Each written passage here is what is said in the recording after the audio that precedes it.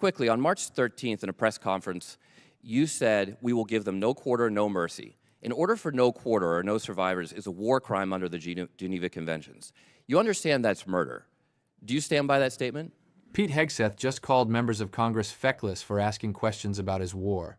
Then he got asked about war crimes, and what happened next is something you need to see for yourself. Gentlelady yields back. Chair now recognizes the gentleman from Massachusetts, Mr. Moulton. Thank you very much, Mr. Chairman. Mr. Secretary, you and I agree that Iran is a national security threat to us and our allies.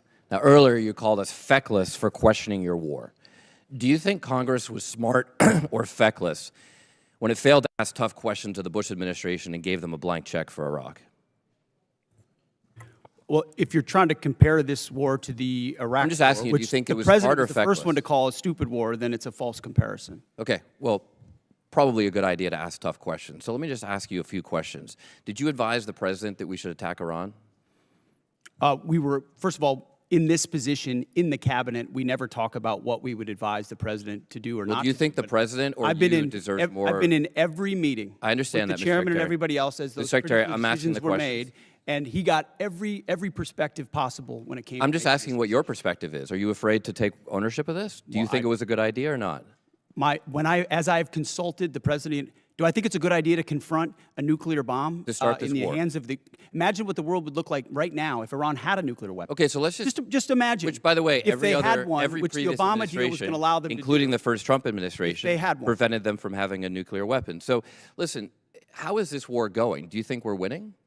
Militarily on the battlefield, it's been an astounding military success. No, but are we winning the war? Absolutely. Okay, so do you call Iran closing the Strait of Hormuz winning? Well, I would say the blockade that we hold that doesn't allow anything to come in or out of Iranian ports, which Okay, is so always we've blockaded their portfolio to blockade. So use. they blockaded us, and then we blockaded their blockade. That's like saying, tag, you're it. Or, you know, if President Madison had said, well, the British just burned down Washington, but don't worry, we're going to burn it down as well. Chairman Kaine, did the military have plans for the idea that Iran might blockade the strait? Sure. Thanks for the question. I'll answer it this way. You know, in this job, I have to maintain trust with a variety of constituents. To Okay, I'm include just the president. asking if the military Yes, had sir. plans. As always, my point in this is, as I explain the role, my point in this is we always offer a full range of military options that are carefully considered, with the associated risks with those options and the considerations therein. So, and we Mr. always Secretary, do that. did you consider this risk? Of course, this department has looked at all aspects of this risk. And So then because why did you this send the department looks, minesweepers, the only minesweepers we had in the Gulf, to Singapore weeks before the war started? we have lots of capabilities that you may or may not be aware of at the classified level. Okay, and to deal so, with, to deal with by the way, mines. would the And Trump-class battleships have helped with this? You're talking about a Minesweeping. prospective future battleship, which we welcome in the fleet. Okay, so you're supportive of the battleships. Yes, sir. Okay. How much has Iran profited from your administration lifting the sanctions on Iran when you started this war? I can tell you Iran is financially devastated right now. Okay, well, in conjunction with the they've Treasury earned about and $14 billion. Operation Economic Fury. They're at a point where between the blockade and what we've done to them militarily, remember, they don't have a Navy. They can't contest the blockade. Okay. Between what we've done to them What kind of militarily a and Navy can they financially, buy they're at a for place $14 billion? where they have very few options. How many Chinese missiles can they buy for $14 billion? Does that sound like winning? They're not. We're ensuring, and they're not buying Chinese missiles. Okay. You know, at the end of the day, this also has a cost to us. If let's say this war costs $100 billion, I mean, you've already said, give us more time. It's only been 2 months. It could go on for 20 years like Iraq and Afghanistan. Let's just say it costs $100 billion. What is that to the average American taxpayer? Do you have any idea?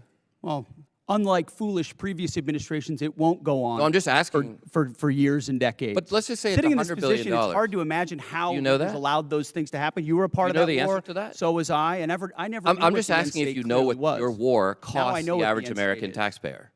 What is the cost of Iran having a nuclear weapon that they wield? I'm over just us? asking if you know the cost of the average American I'm asking taxpayer. you what It's the about cost would be of $600. that. So for the American taxpayers out there, my constituents, some of the constituents you wanted to represent in Minnesota, I'm just wondering if they have an extra $600 lying around to pay for your war. I think that's just a question that we ought to ask. Now, quickly, on March 13th in a press conference, you said, we will give them no quarter, no mercy. In order for no quarter or no survivors is a war crime under the Geneva Conventions. You understand that's murder. Do you stand by that statement? The Department of War fights to win, and we ensure that our warfighters have the rules of engagement necessary to be as effective Okay, so as just to humanly be clear, possible, you which called they are. Democratic members of Congress to be tried for sedition for reminding our troops to follow the law. But when you tell them to commit a war crime, you stand by yourself. He just told troops no quarter, no mercy, then called members of Congress traitors for reminding those same troops to follow the law. The man is defending a potential war crime and attacking the people who pointed it out in the same breath. Insinuating that the laws that Mr. we're giving them are Gentleman's unlawful. time's What a expired. great Chair guy. now recognizes the gentleman from Tennessee, Dr. Desjardins. Thank you, Mr. Chairman, and I thank our witnesses for being here today.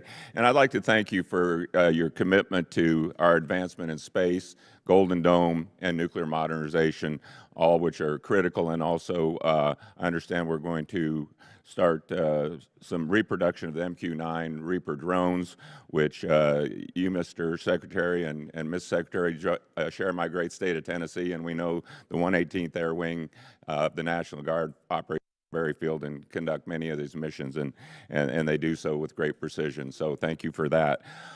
Secretary Hegseth, you commissioned as an infantry officer in the U.S. Army National Guard in 2003. You've been deployed to Iraq, Afghanistan, Guantanamo Bay. You have been awarded 2 Bronze Stars, the Combat Infantryman Badge, Joint Commendation Medals, 2 Army Commendation Medals, among other recognitions. You have seen military actions from both an operational and service member perspective.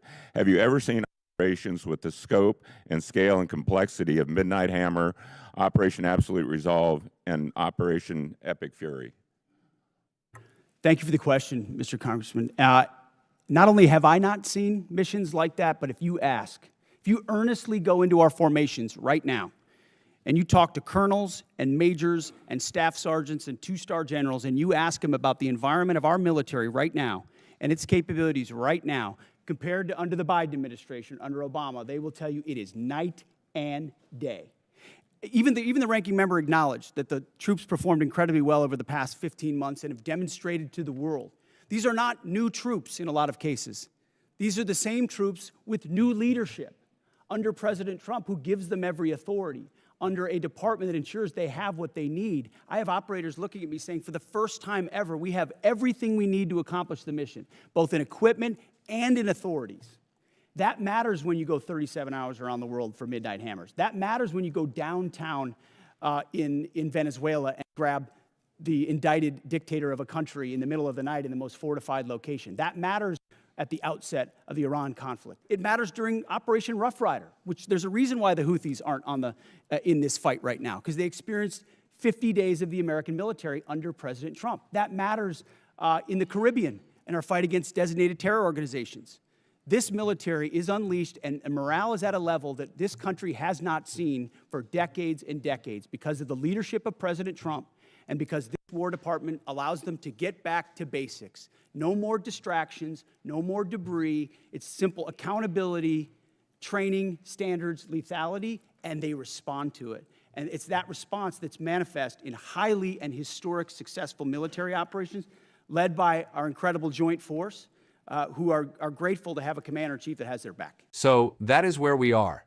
A Secretary of Defense who cannot answer whether he advised the president to go to war, who says Iran is financially devastated while sitting on $14 billion of sanctions relief money we handed them, who calls the Strait of Hormuz blockade a win while we are blockading their blockade, who says the war will not last decades and in the same hearing asks for more time, and who told troops no quarter, no mercy, then accused members of Congress of sedition for telling those same troops to follow the Geneva Conventions. The Tennessee congressman's portion of this hearing tells you everything else you need to know. When it was his turn, there were no hard questions. Just a list of Hegseth's military medals and a question about whether he has ever seen anything as impressive as the operations he himself named. That is not oversight. That is a standing ovation disguised as a hearing. This is a $260 billion war budget being defended by a man who refuses to say whether he supported starting the war. The American taxpayer is $600 deeper in the hole, and the Secretary of Defense's answer to that is, what does it cost if Iran gets a nuclear weapon? That is not a policy argument. That is a deflection. And the people in that room who were supposed to hold him accountable let him walk right out the door.